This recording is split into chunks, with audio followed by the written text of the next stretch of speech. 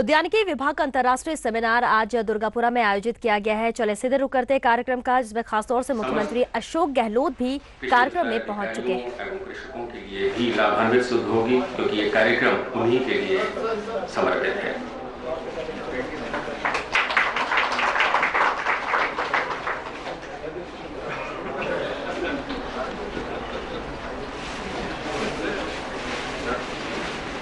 और अब माननीय मुख्यमंत्री महोदय से निवेदन कि वे अपने संबोधन द्वारा हमें लाभान्वित करें।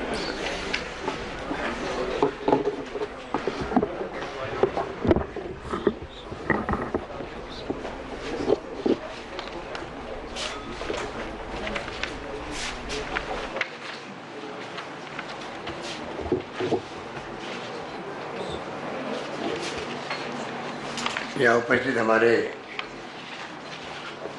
अतिथि Shri Yahel Vilan ji, deputy chief Israeli embassy, Shri Yuri Chani ji, पूर्व जल आयुक्त इजराइल, डी.बी. गुप्ता जी,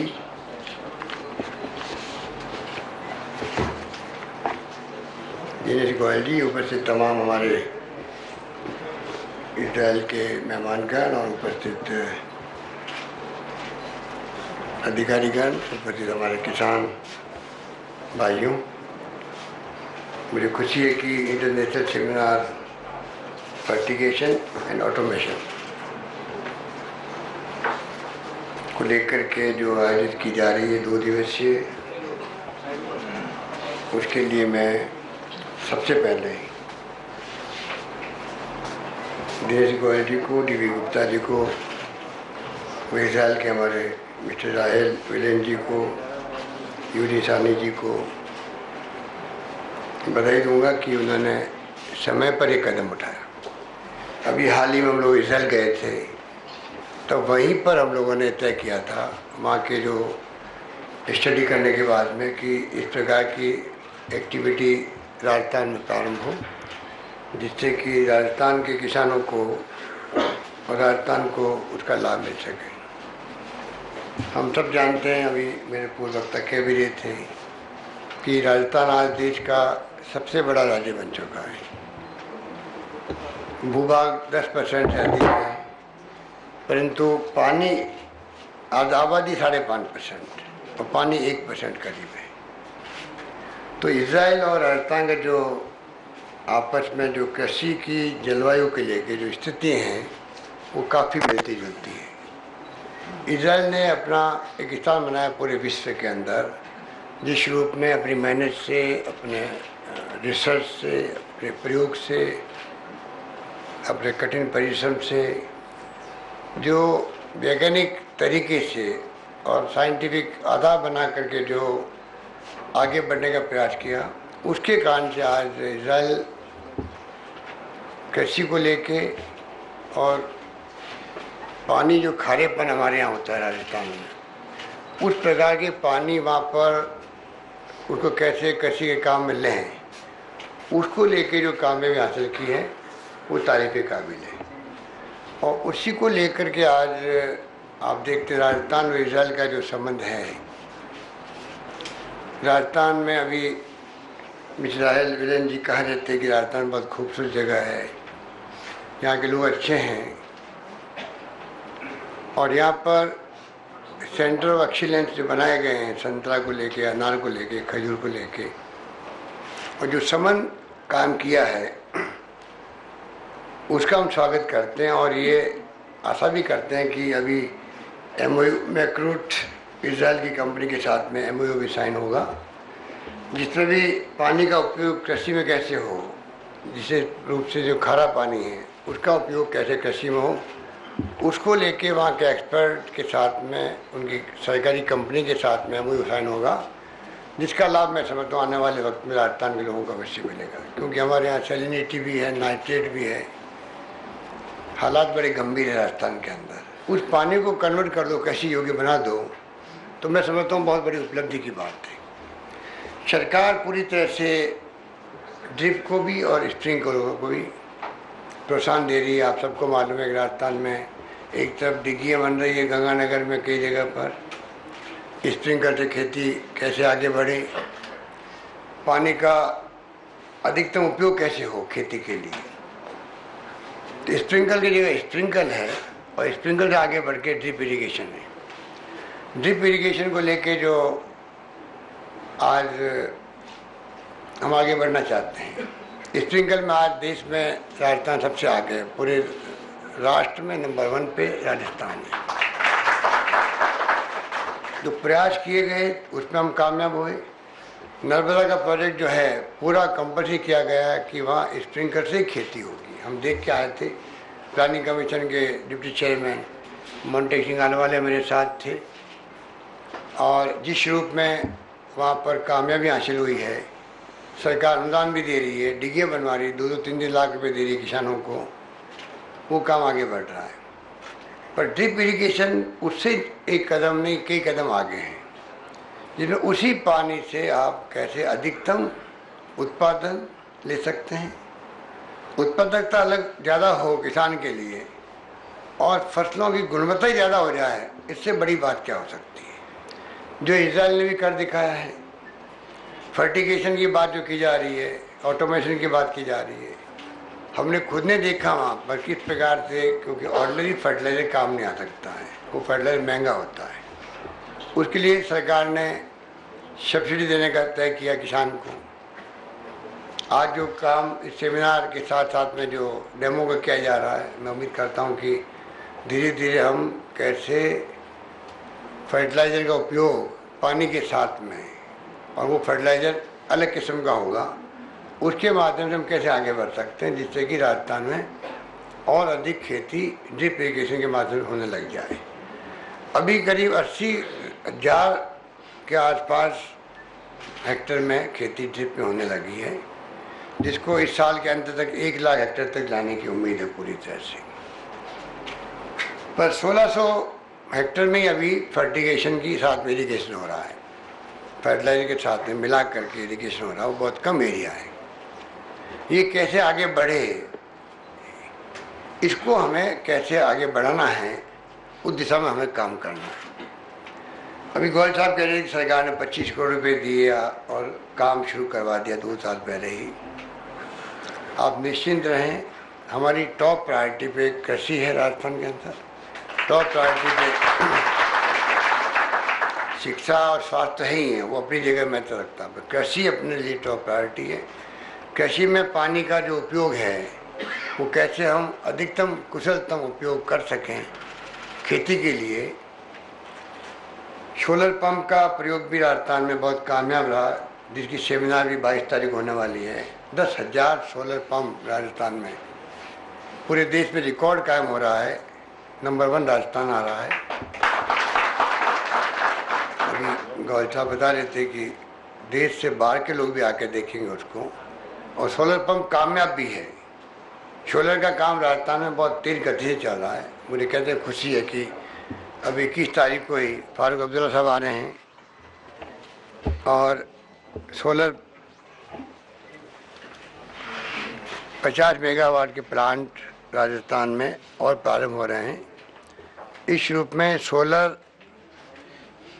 थर्मल और सोलर फोटोवोल्टिक बड़े रूप में राजस्थान में प्लांट लग रहे हैं। तो मैं कहना चाहूँगा, एक तरफ हम ड्रिप इरिगेशन की बात कर रहे हैं, स्प्रिंकल की बात कर रहे हैं, सोलर बेस कैसे हम लोग किसान को लाभ मिल सके समय पर, उसकी सोच हमारी है। इसीलिए सोलर पंप के माध्यम से अब बिजली चली गई, अभी सोलर की यहाँ पर व्यवस्था होती है तो बगैर बिजली के ही काम चल जाता है हमारा। तो ये जो करिश्मा है सोलर का, ये देन हमें मिली है, राजस्थान को मिली है, क्योंकि सबसे अधिक जो है देश के अंदर जो सूर्य भगवान की कृपा है वो राजस्थान पे है। पूरे देश के अंदर नंबर 2 पे सूर्य भगवान की कृपा सबसे अधिक राजस्थान पर है, इसलिए सबसे ज़्यादा संभावना सोलर एनर्जी बनने की यहीं पर है। 450 मेगावाट के आसपास बनने लग जाएगी जल्दी। 50 मेगावाट का 21 तारीख को ही शुभारंभ हो रहा है। 50 मेगावाट सोलर थर्मल भी, वो भी करीब करीब प्लांट पूरे हो चुके हैं। इस प्रकार से राजस्थान का भविष्य नॉन कन्वेंशनल एनर्जी में भी, चाहे बायोमास की बात करें, सोलर की बात करें, और 2500 मेगावाट तो विंड एनर्जी बनने लग गई है। हवा से बिजली पैदा हो रही 2500 मेगावाट। इस प्रकार से हम अगर जोड़ के देखें तो ये जो ड्रिप इरिगेशन, स्प्रिंकल की बात हम कर रहे हैं, फर्टिगेशन की बात कर रहे हैं, ऑटोमेशन की बात कर रहे हैं, ये तो जो एक्सपर्ट आए हैं वो आपको आज दिन भर बताएंगे, डेमो करेंगे। हम जो देख के आए हम बहुत प्रभावित हो रहे हैं। जिस रूप में बिना मिट्टी के ही वहाँ पर पौधारोपण हो रहा है, फर्टिगेशन किस रूप में यहाँ तो कामयाब नहीं होता है कि फर्टिलाइजर डालो तो चौक हो जाती है लाइनें। वो फर्टिलाइजर अलग किस्म का है, महंगा है, तो अनुदान दे रही सरकार, दे रही है। पर राजस्थान को जरूरत है, राजस्थान के भविष्य को लेकर के और जगह हम कामयाब हो रहे हैं। राजस्थान में अब सब संस्थाएं जो शिक्षण संस्थाएं होती है, राष्ट्र की मानवीय संस्थाएं होती है, वो सेक्टर हमारा यहाँ पर करीब आ चुका है राजस्थान के अंदर। IIT, IIM, IIIT आ रही कोटा में, सेंट्रल यूनिवर्सिटी आ गई, एम्स आ रहा जोधपुर के अंदर, इंजीनियरिंग कॉलेज 100-150 से ज़्यादा खुल गए हैं, 33 विश्वविद्यालय खुल गए हैं राजस्थान में प्राइवेट सेक्टर के अंदर। 3 अभी मैंने कृषि विश्वविद्यालय है, पहले उदयपुर बीकानेर में था, अब एक कोटा में, एक जयपुर जवाबनेर में और एक जोधपुर में खुल रहा है।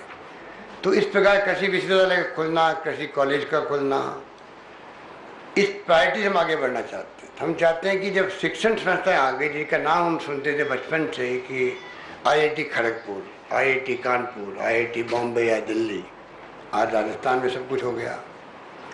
तेल निकल गया राजस्थान में, गैस निकल गई है, रिफाइनरी आ रही है, आयरन ओर निकल गया है करौली में और भीलवाड़ा में, इस्पात कारखाने लग रहे हैं। तो कहने का मतलब इंफ्रास्ट्रक्चर मजबूत हो रहा है, चाहे वो पानी की योजना हो, बिजली का उत्पादन हो, ट्रांसमिशन सिस्टम हो, कोई सोच नहीं सकता उस रूप में आज GSS का काम हो रहा है। सब काम जब हो रहे हैं तो कृषि हमारी आगे बढ़े, मुख्य बात यह है। बिना कृषि के कोई भी राज्य, कोई भी राष्ट्र उन्नति नहीं कर सकता। आर्थिक जो मजबूती है किसी भी राष्ट्र की या राज्य की, पर कैपिटा इनकम है, 80% आबादी जब गांव में रहने की हम बात करते हैं, तो जब गांव खुशहाल नहीं होंगे, आर्थिक रूप मजबूत नहीं होंगे, तो आर्थिक रूप से हम कभी भी मजबूत नहीं हो सकते। ये सोच करके जब इंफ्रास्ट्रक्चर मजबूत हो रहा है, शिक्षण संस्थाएं आ गई है, एजुकेशन हब बन रहा है राजस्थान, मणिपाल जैसे यूनिवर्सिटी आ गई है जयपुर में, जो अभी 8-9 हज़ार स्टूडेंट है, अभी आने वाले वक्त में 22,000 स्टूडेंट का कैंपस बन रहा है, 22,000 स्टूडेंट एक साथ में। इस रूप में हम लोग आगे बढ़ रहे हैं। इसलिए ये क्षेत्र ऐसा है, और उसमें भी पानी की कमी है। ये तो मानसून का जो करिश्मा दिख रहा है आपको 4 साल से, जादू ही हो रहा है, ये मैजिक है। जो लोग कहते थे साहब अकाल पड़ते रहते राजस्थान में, और कांग्रेस सरकार आती है अकाल पड़ते ही पड़ता है, वो तमाम धारणाएं समाप्त हो गई। अब मुंह पे ताले लग गए लोगों के। ये तो कुदरत का करिश्मा है, और वृक्षारोपण और अधिक हो, पर्यावरण का ध्यान दें हम लोग, तो मानसून और अच्छा आता रहे, ये हमारी सबकी भावना है। और उसी रूप में मानसून का मिजाज बदला है, और जिस रूप में मानसून लगातार 4 साल तक आया है, मैं समझता हूँ कि किसानों के चेहरे पे खुशियाँ हैं, चमक है, खुशहाली है पूरे प्रदेश के अंदर। इस बार कोई आंकड़े में अभी देख रहा था DB गुप्ता के साथ में, करीब करीब हर क्षेत्र में बुआई अच्छी हुई है, मानसून अच्छा आ रहा है। 1-2 जिलों को छोड़ करके वहाँ भी पूर्ति हो जाएगी, मैं उम्मीद करता हूँ। इस रूप में आज सब तरीके से राजस्थान खुशहाल बनता जा रहा है। अब अगर राजस्थान वासी और किसान, जो प्रगतिशील किसान है, जो आप यहाँ आए हैं, तो आप प्रोग्रेसिव फार्मर के रूप में भी आए हैं। आपकी सोच वो है कि और किसानों को आप संदेश दे सकते हैं। कृषि क्षेत्र बहुत बड़ा क्षेत्र है। अगर हम सब मिलकर के अभियान नहीं, एक मिशन के रूप में काम करें, कि हमारा मिशन है, इजराइल का मिशन था तो आज ये कामयाब हो गए, फर्टिगेशन का प्रयोग करके, ऑटोमेशन का प्रयोग करके।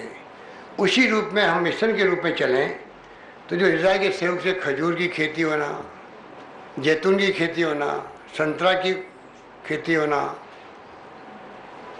आप खुद सोच सकते हैं कि अनार की खेती होना, तो ये जो चमत्कार के रूप में हो रहे हैं। जो लैब की बात की, जोधपुर की लैब को जब हमने स्टार्ट किया था, कल्चर, टिश्यू कल्चर, वो आज विश्व स्तर की बनती जा रही है। तो तमाम तरीके से सरकार हर क्षेत्र में, रिसर्च के अंदर भी पूरा सहयोग करेगी सरकार विश्वविद्यालयों को। हम चाहेंगे कि हम खुद आगे बढ़ें, इजराइल का सहयोग भी लें, हम अपने पैरों पे खड़े भी हों। इस रूप में कैसे कृषि को हम आगे बढ़ाएं और किसान के घर तक खुशहाली पहुंचाएं, वो तब संभव है तब किसान को संदेश करें। कोई लंबी बात मुझे नहीं कहनी। कोई ज़माने में जब यूरिया आया था या खाद आई थी तो लोग उसको पसंद नहीं करते थे, ये कहाँ यूरिया, ज़मीन खराब कर देगा यूरिया। आपको याद होगा कई लोगों को, डीएपी की खाद की बात करें, यूरिया की बात करें, भाई ये सब ज़मीन हमारी खेती खराब हो जाएगी, आलोचना होती थी सरकार की। अब जो है बरसात आती, लाइन लगती है, कई बार तो लॉ एंड ऑर्डर की स्थिति बन जाती है। इतना बड़ा फर्क पड़ गया है। उसी प्रकार से आज लोगों को अटपटा लगता है, स्प्रिंकल का कहाँ पंप खरीदेंगे, कैसे चौक हो जाएगा, क्या हो जाएगा, ड्रिप इरिगेशन के क्या मायने हैं, रुक जाएगा, तकलीफ देगा। अपने तो ट्रेडिशनली तरीके से काम करते जाओ, नहर की सिंचाई है या कुओं की सिंचाई है, काम उससे चलाओ। अगर आप ड्रिप इरिगेशन के माध्यम से बिजली बचाते हो, साथ में जब बूंद बूंद खेती होगी पानी से, उस पानी की 3 बातें आपके सामने आई है। ज़्यादा उत्पादन होना, गुणवत्ता होना उत्पादन के अंदर, ये बड़ी बात है। अगर कम पानी, जितना पानी जरूरत है खेती को उतना ही पानी देंगे तो क्वालिटी अच्छी होगी पैदावार की, ये कितनी बड़ी बात है। और बिजली बचेगी आपको, जिसमें करोड़ अरबों रुपये हम खर्च कर रहे हैं, बाहर के राज्यों में खरीदनी पड़ती। 13,000 करोड़ की बिजली खरीदी होगी हमने अभी 4.5 साल के अंदर, तब जाकर के किसान को, उद्योग को, डोमेस्टिक को हम सप्लाई निश्चित कर सके। इसलिए ये तमाम बातें जुड़ी हुई एक दूसरे से है। इसलिए मैं कहना चाहूँगा कि इसको आप लोग उस रूप में देखें, किस रूप में हम ये मिशन के रूप में अभियान चला करके, सरकार भी उस रूप में आगे बढ़ेगी, आपसे वार्तालाप करेगी। हम चाहेंगे कभी किसानों के साथ बैठ के बातचीत भी करें कि कैसे हम इसको मिशन के रूप में गांव-गांव तक बात पहुंचा दें। तो गांव में कुएं से अगर पानी निकलता है वो भी ड्रिप पे जाए, उसका खुद का भला होगा किसान का। उसी पानी से वो ज़्यादा रकबा जो है वो पाएगा, उसी पानी अच्छी पैदावार होगी, गुणवत्ता वाली होगी, और कुएं पे बिजली का बिल कम आएगा उसका खुद के, उसको भी फायदा है। और बिजली उत्पादन जो करती सरकार अरबों खरबों रुपये खर्च करती है, मैं समझता हूँ वो भी एक प्रकार से अच्छा मैनेजमेंट होगा। इस रूप में हमें इसको मिशन के रूप में आगे बढ़ाना है।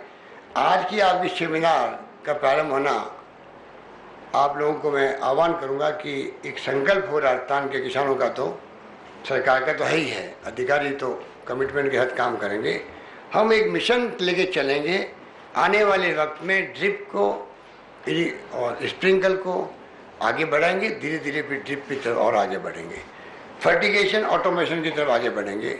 और जो विशेषज्ञ यहाँ पर आए हैं, मैं उनका सबका स्वागत करता हूँ। उम्मीद करता हूँ आपके अनुभवों का लाभ पूरे प्रदेश को मिलेगा। यही बात कहता हुआ मैं अपनी बात समाप्त करता हूँ। एक बार पुनः हमारे जितने डेलीगेट आए उन सबका मैं स्वागत करता हूँ। धन्यवाद। जय हिंद। जो ट्रेनिंग प्रोग्राम और modern education and fertigation technologies, एक पुस्तिका जारी हुई है, सिंचाई और फर्टिगेशन की आधुनिक तकनीकी हैं। दोनों पुस्तकें जो मिली है, इसका हिंदी और इंग्लिश दोनों में इसका साथ में अनुवाद किया गया है। ये तमाम आप सबको इसका उपयोग करना है, जिससे कि ये दोनों पुस्तकें निकली है। उसके लिए मैं संपादकों को बधाई और मेरी शुभकामनाएं। धन्यवाद। जय हिंद।